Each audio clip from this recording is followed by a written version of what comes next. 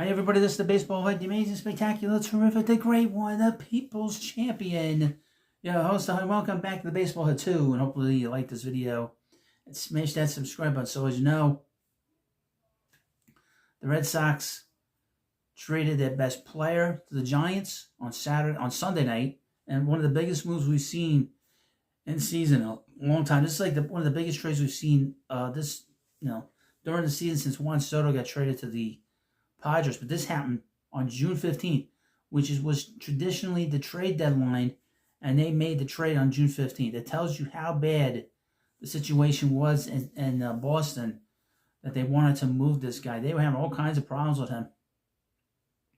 And a lot of people are coming out saying, look, if he had been more accommodating as an employee, as a teammate, he wouldn't have gotten moved. And that stuff like these kinds of comments from guys like David Ortiz is very damning.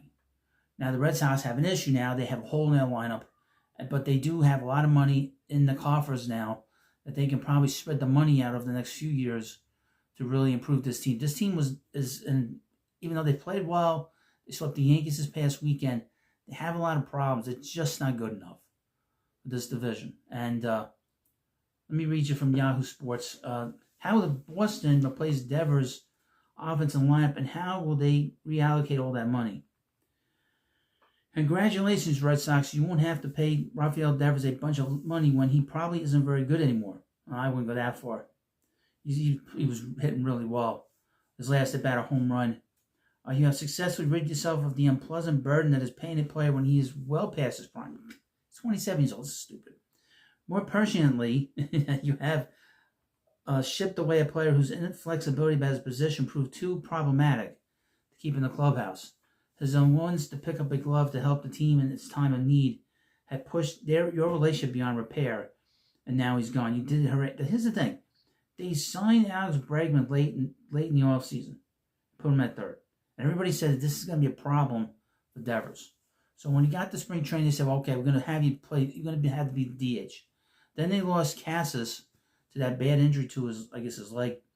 And they said, well, we want you to play first. He said, I'm not playing first. And you don't understand where the player's coming from. Don't jerk him around. What they should have done is had him play, been more flexible with him and said, look, we'll play in different places. We want you to learn first a little bit and DH. He probably would have been more amenable, but they kind of, it just wasn't a great relationship with the new front office.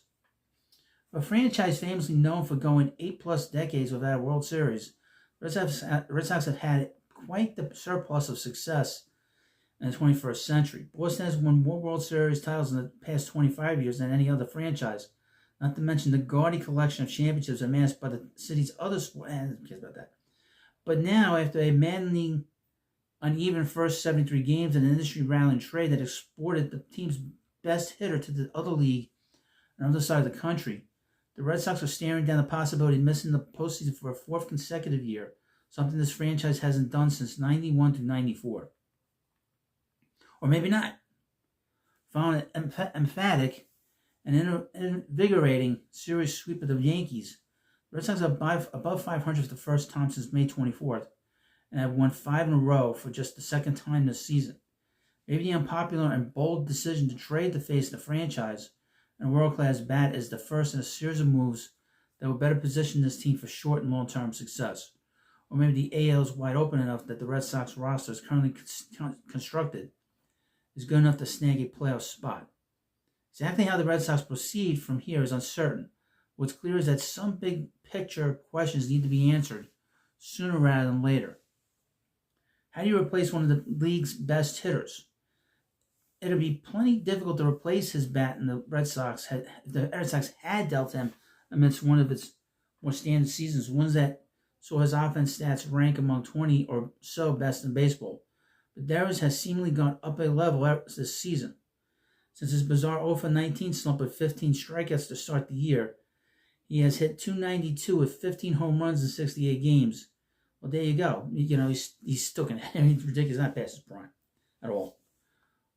The first task will be to identify a new DH or an assortment of hitters who can cycle through the spot.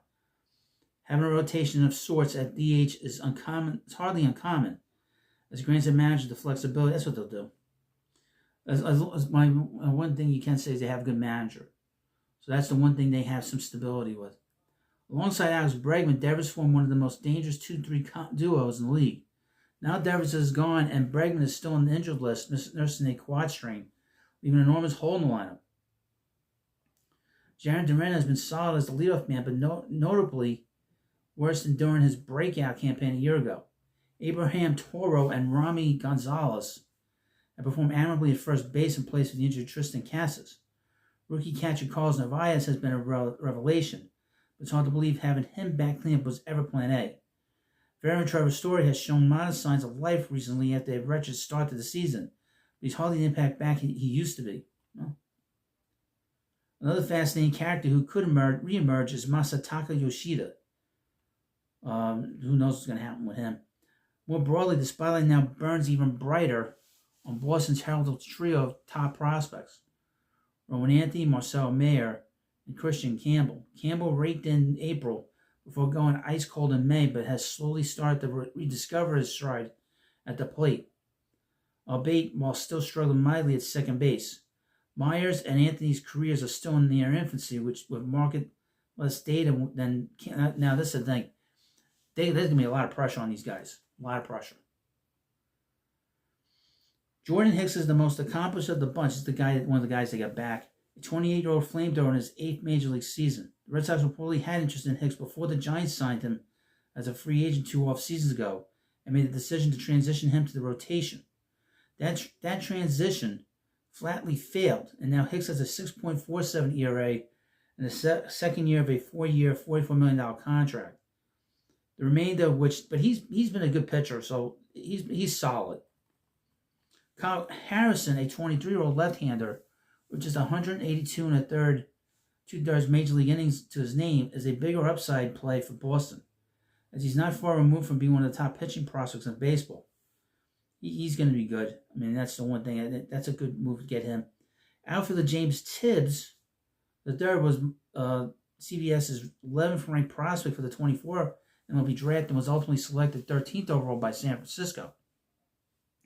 Without much added speed and defensive value, he played primarily first in both corner outfield spots in college and played exclusively right field as a pro.